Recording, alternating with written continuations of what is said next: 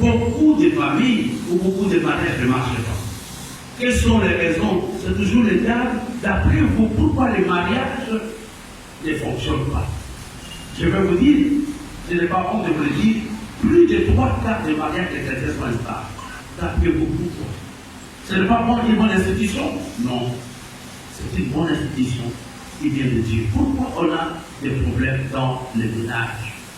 Je vais vous donner ce que la plupart des psychologues, des théologiens, des sociologues donnent comme raison de différents divorces ou de différentes incompréhensions. Et moi, je vous donnerai la raison principale pourquoi les choses ne marchent pas. Et cela m'engage. La première chose qui amène l'instabilité dans les familles ou dans les mariages, c'est le manque de communication. Quand il n'y a plus de communication entre les deux époux, quand ils ne peuvent pas avoir le courage de se parler, comme nous l'avons vu dimanche, quand tu dois fuir peut-être dans le travail, tu dois fuir dans l'alcool, sache que tu es en train de préparer le naufrage de ton foyer. Il faut apprendre à vous parler. Il n'y a pas de communication. Ne vous en faites pas quand les gens s'appellent chouchou, michou, touchou. Non, c'est pas vrai. Il faut aller chez les autres qui sont là. S'il y a des michous, il y a des chouchous. La première cause de l'instabilité des conflits conjugaux, c'est le manque de communication. La raison, c'est le comportement odieux de conjoint. Les humeurs qu'on arrive à maîtriser peuvent être à la base. Il y a le mari s'élève, la femme le pousse pendant une semaine et ne sait pas pourquoi, et vice-versa. Le comportement odieux, qui est une conséquence de humeurs non contrôlées, peut amener l'instabilité conjugale. Premièrement, c'est le comportement odieux. Troisièmement, les mariages sont instables à cause de belles familles.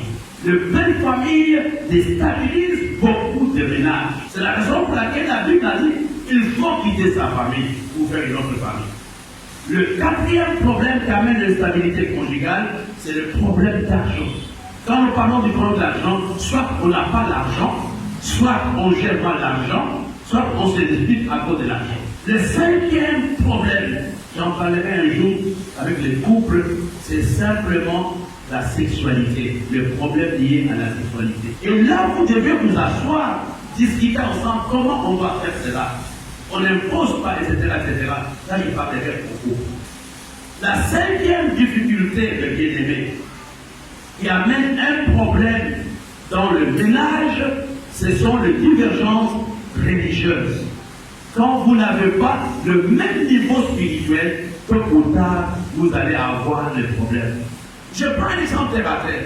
Le mari a l'habitude de payer la dîme. Exemple. Le mari touche 500 000, sa dîme est de 50 000. Ils sont en train de faire les billets. Bon, on va payer les cours de l'enfant, on va faire ceci, on va faire cela. Et le mari dit, mais tiens, on paye la dîme. Il a dit, quelle dîme? Avec la dîme là, je ne paye pas. Fais ce que tu veux. Et il y a des maris qui n'arrivent pas à payer leur dîme. Il y a aussi des femmes qui n'arrivent pas à payer leur dîme uniquement parce qu'ils n'ont pas la même façon de voir avec leurs conjoints. Non.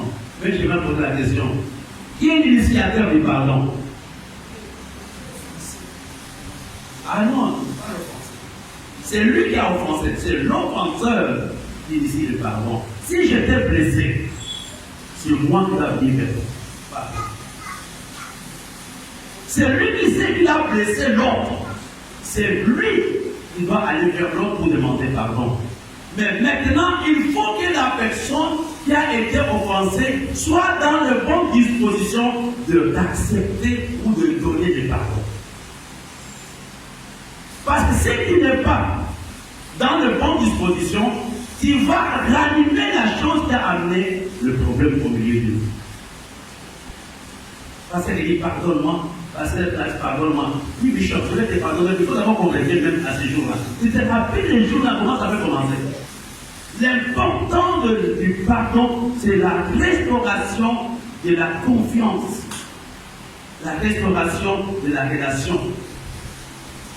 L'important du pardon, c'est la restauration de l'unité au sein de la famille ou au sein d'un groupe. Il n'y a pas d'unité là où il n'y a pas de pardon. Qu'on ne parle de patrons, des serviteurs, des gens que nous aimons. Le deuxième, soyons prêts à pardonner. On aura pendant la prochaine classe comment gérer un conflit. Et troisième chose, soyons prêts à nous donner. Soyons prêts à faire nos intérêts. Quand tu commences à regarder, il ne m'a pas salué, et bon, si je ne veux plus le saluer, il me boude, bon, si je le boude, il n'a pas encore compris. C'est souvent ça que ce n'est pas dans l'église, parce que nous ne sommes pas matures. Elle ne m'a pas salué, bon, si je ne le salue pas. Je vais lui donner le double, il va me sentir. Ce n'est pas la bonne agapé. S'il ne me salue pas, moi je vais le saluer.